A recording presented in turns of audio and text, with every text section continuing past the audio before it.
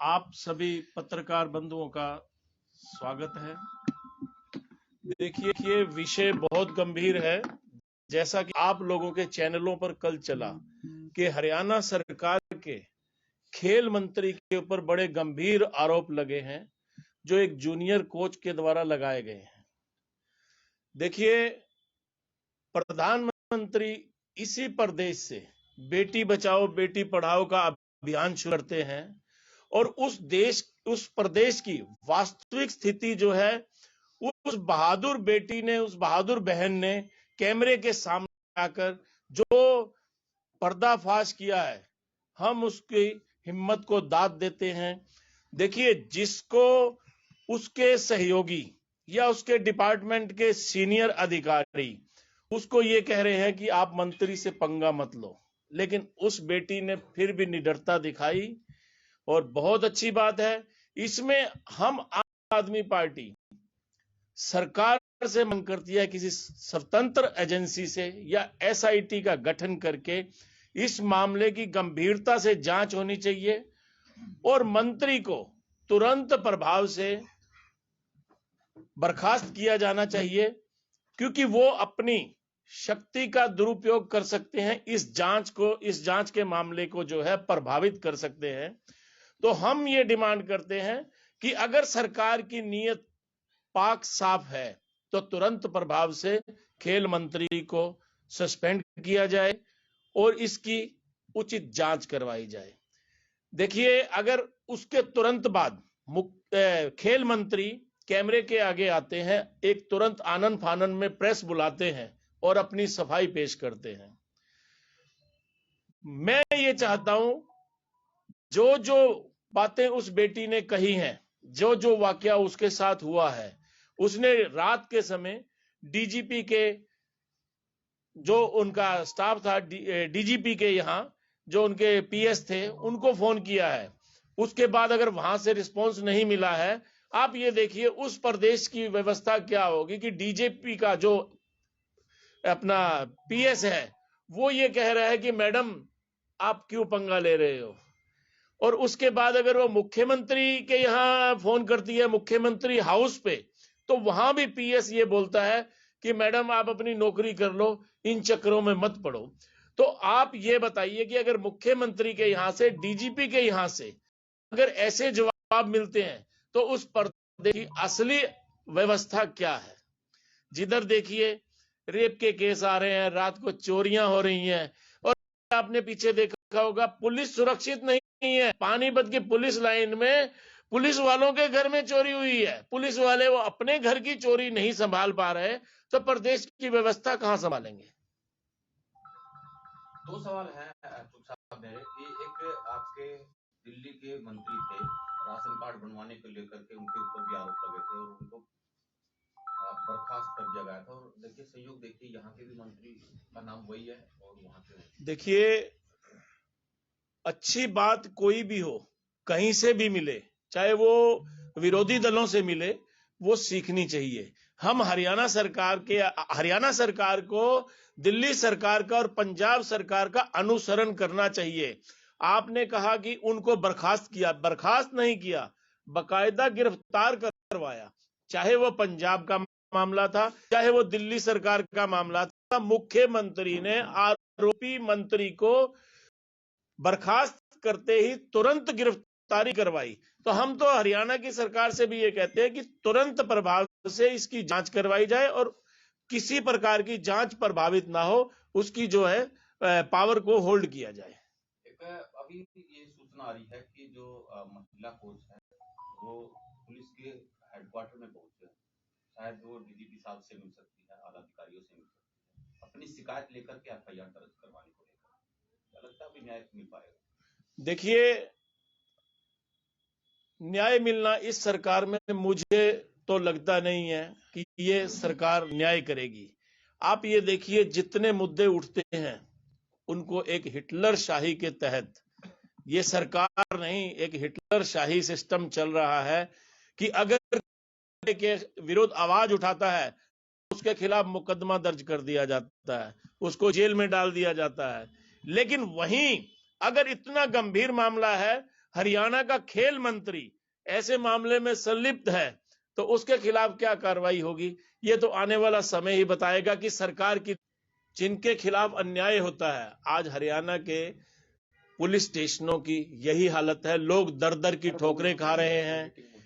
And पे उनको क्या करना पड़ता है, कोई गृह मंत्री के यहाँ, अब जैसे इस बिटिया ने बताया कि वो 3 घंटे अनिल विज जी के यहाँ खड़ी रही और उसको मिलने का समय नहीं मिला। तो आप ये बताइए कि ये कहाँ का कानून है, कहाँ की व्यवस्था है।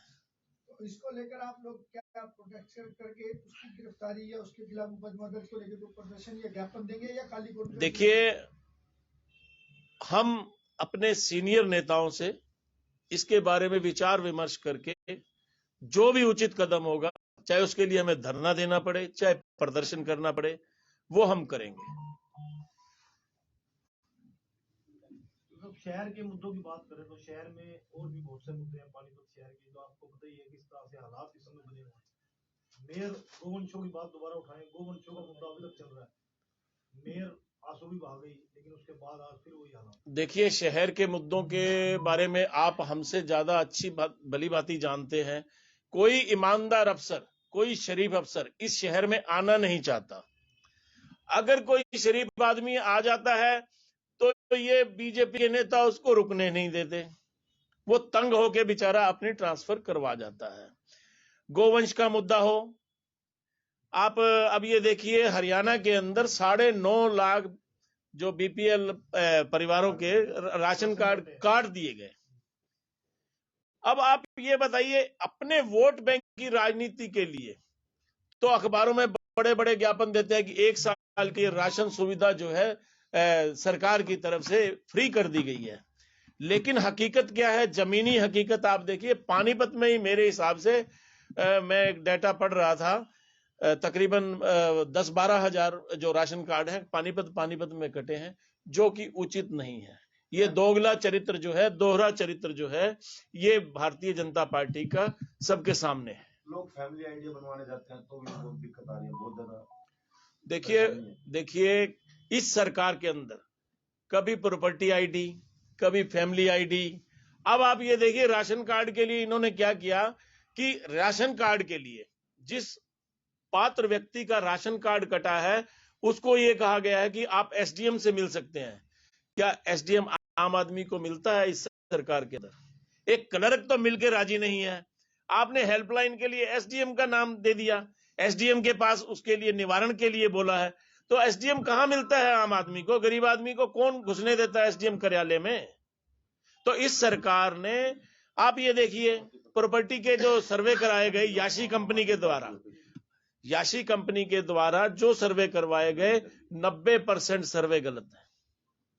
एंड पे सारी दुनिया रो रही थी, पानीपत वाले रो रहे थे, पूरा हरियाणा रो रहा था कि याशी कंपनी ने बहुत गुंडागर्दी मचाई हुई है, लोगों से पर्सनली जाके वो रिश्वत मांगते हैं और जैसे वो बोलते हैं वैसे उसकी प्रॉपर्टी को वो मेंशन कर देते हैं पेपर्स के अंदर।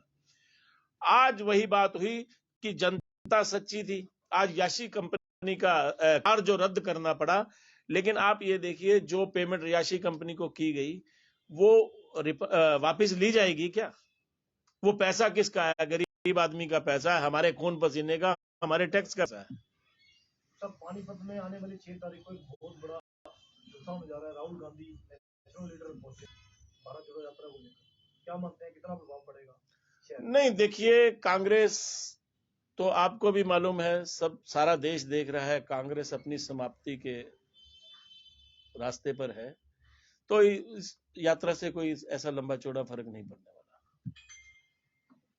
पटवारी वर्ग बैठा हुआ है सरकार के खिलाफ, अनशन पे बैठा, लोग परेशान हो रहे हैं। देखिए, मैंने आपको ये बताया, गरीब, असहाय, दलित, पिछड़ा, 4th क्लास कर्मचारी, मतलब इतने परेशान हैं इस सरकार से, आप देख ही रहे हैं, और सारा प्रदेश देख रहा है और उचित समय की इंतजार कर रहा है। विपक्ष सामने क्यों नहीं आता? कॉन्फ्रेंस तक ही सीमित रहते हैं। नहीं, विपक्ष आता है। हम देखिए, विपक्ष हमने आम आदमी पार्टी ने आखिरी प्रदर्शन कब किया था और किस मुद्दे को लेकर किया था? देखिए, आम आदमी पार्टी ने निगम को लेकर बार बार प्रदर्शन किए हैं। आखिरी प्रदर्शन कब हुआ था? देखिए मेरी बात सुनिए, चुनावी माहौल था 2 महीने का। हमारे सब नेताओं की ड्यूटियां, हमारे सब कार्यकर्ताओं की ड्यूटियां गुजरात में लगी हुई थी और आदमपुर में लगी हुई थी, और या फिर जो जिला परिषद वाले चुनाव हुए हैं, सब लोगों की ड्यूटियां लगी थी और सब लोग शहर से बाहर थे। अब अगले की क्या तैयारी है?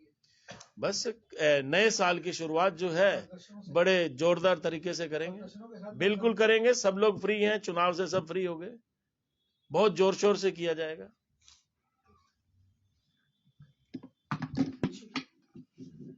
बता तो दिया यार, मैं करके पूछोगे बताऊं। मैं सबसे पहले तो आप जैसे पत्रकार भाइयों का धन्यवाद करता हूं। और देखो, एक तो मोदी कहता है बेटी बचाओ बेटी पढ़ाओ, परंतु कितना बुरा हाल हो रहा है बेटियों के साथ। हर जगह हर डिपार्टमेंट में ये दिक्कत है, और उस बेटी ने खुल के बताने के बाद भी अभी तक कोई एक्शन नहीं लिया। ये बड़ी निंदा की बात है। अभी तक तो अगर आम आदमी पार्टी होती तो सस्पेंड के बर्खास्त कर देते, उसको अंदर करवा देते, परंतु ये बीजेपी की सरकार है, ये हर जगह दादागिरी चला रही है।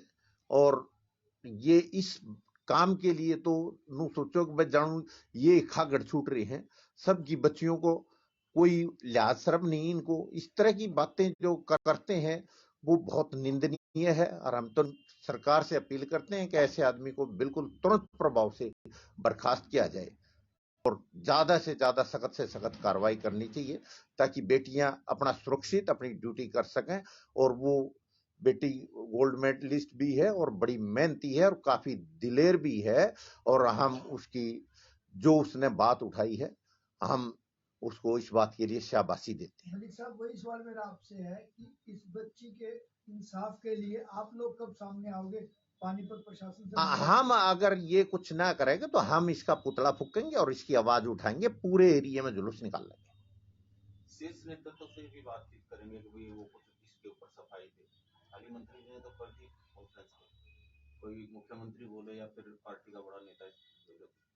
देखो, इसके बारे में तो आवाज तो उठानी है, बगैर आवाज उठाए नहीं काम चलेगा। ये बहुत गुंडागर्दी का राज हो रहा है, बिल्कुल दादागिरी चला रहे हैं, और हम इसके करड़े विरोध में हैं। हम इसकी आवाज उठाएंगे।